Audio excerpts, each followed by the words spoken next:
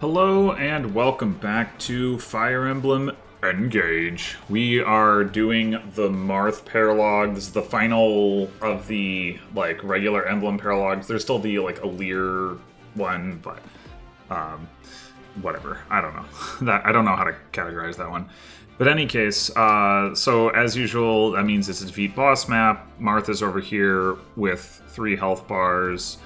And as you might expect, we're gonna take him out in one turn. We have not too much going on in the way of preparation stuff, but some pretty notable stuff. Etier has a strength tonic, that's probably not too surprising. I've also forged up, so the silver bow, the +3 silver bow that Fagato was using, I forged that up to +5 and put the Ike engraving on it. I think the Roy engraving might have been good enough for this, but whatever, might as well go all the way with it, as insofar as we're probably just going to change it for next chapter anyway. I also inherited Draconic Hex onto her. I could have done this a little while ago and maybe should have, but I didn't think about it. But I thought about it this chapter because of reasons that I'll get into a little bit later. Even though it's definitely not necessary, but it makes things a little bit easier and means that Kagetsu gets a little bit more XP for, again, reasons I'll get into later. I also did put a strength and speed tonic on Kagetsu. I also gave him swapped over Linden's Killer Axe for him. It turns out that none of that is probably necessary because of the Draconic Hex. But if I weren't using Draconic Hex, then I would potentially need those things. And speaking of Linden is not being deployed here because he doesn't have reposition, and we need all of our repositions to do what we want to do here. So I did inherit, I guess I forgot to mention, I did inherit reposition and Canter onto Mavir. Surprise, surprise. He's actually got enough SP for Canter Plus. I believe that's just another 1,000, if I remember correctly. But there wasn't any need to get that onto him right now, and I am kind of low on bond fragments, so I'm trying to avoid spending those unless I need to. I'm also probably going to reclass him to Griffin, but again, for this chapter it just doesn't matter, so there's no reason to bother.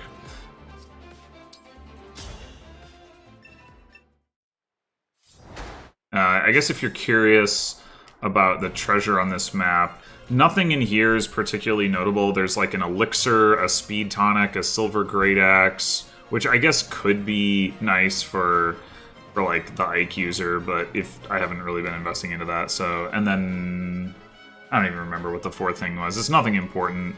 There's a secret book down here, and then there's some enemies with money.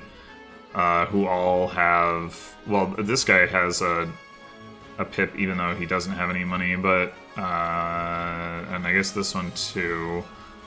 And this one. But there are some enemies with money here, and here, and then I guess this one doesn't have any money. Okay, well, whatever. In any case, we're going to start things off. So this clear is actually... very reliable. Not totally reliable, but very reliable. So we can go ahead and start with... I will not falter. We're gonna reposition Ivy over here, and then we're going to have Hortensia warp this group in here. And so this is a weird clear, or a weird strategy that I ended up with because of how cramped things are in here, and the fact that we can only just barely get out of the wall, and there's this moat that basically blocks our access to this part, and some enemies as well.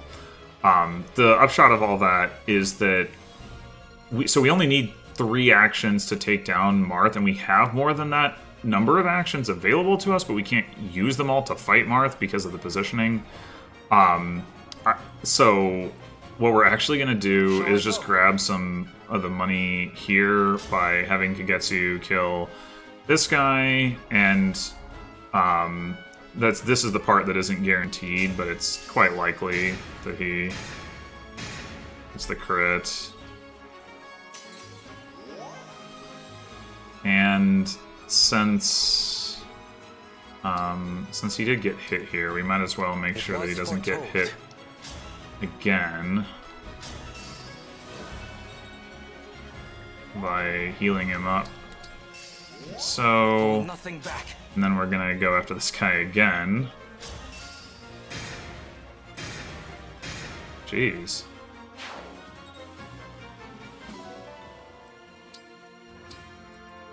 Then we're gonna Goddess Dance for these two. And so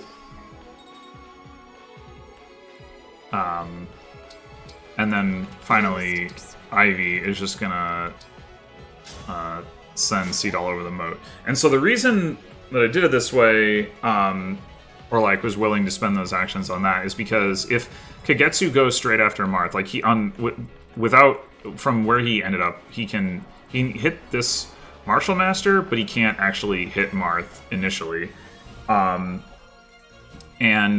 putting aside the Draconic Hex, which, like, so right now he's got +8 speed from a combination of Tonic, Goddess Dance, and Special Dance, or whatever it's called.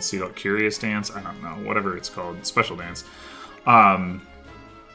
So he's at 43, but without those two things, he would be at 37.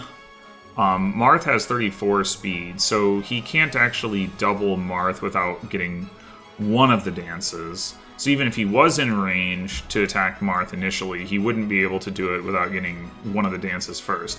And then on top of that, while he's got that much speed with the Killer Axe, he has a little bit less with the Parthia, his ranged weapon that can actually deal enough damage to one-round Marth because it weighs enough, which means that he actually needs both dances, again, absent Draconic Hex, to be able to one-round Marth. Now, with the Draconic Hex, he can do it, but then the other problem is that, like, if you have... So, like, let's say he comes out and, like, hits, you know, this Martial Master or something and canters back over here. We dance for him.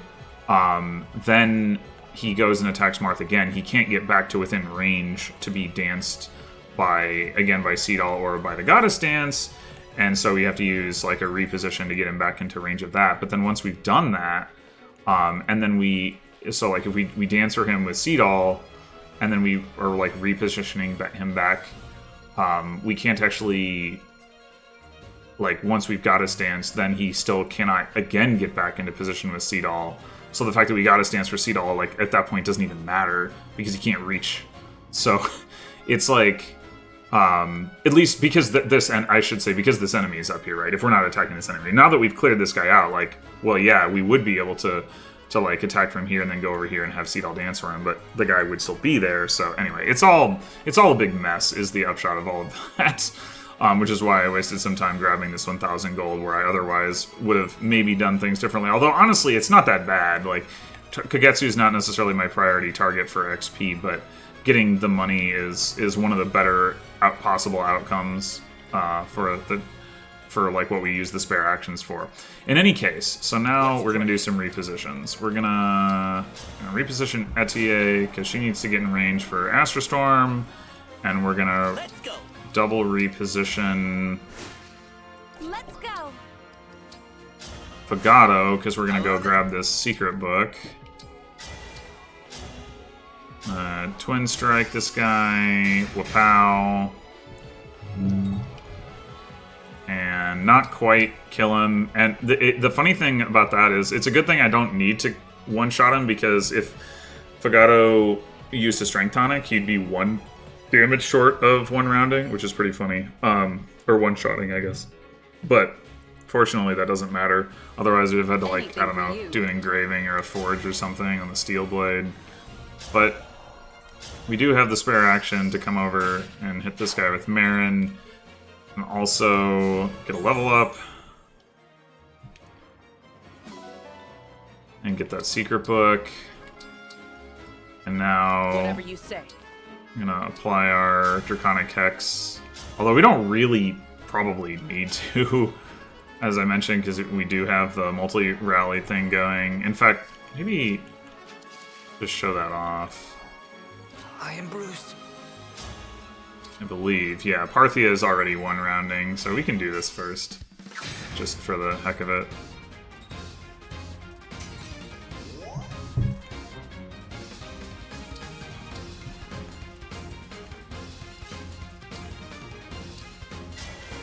But if we had needed the help, we'd have had it, and Etier does have enough damage for that.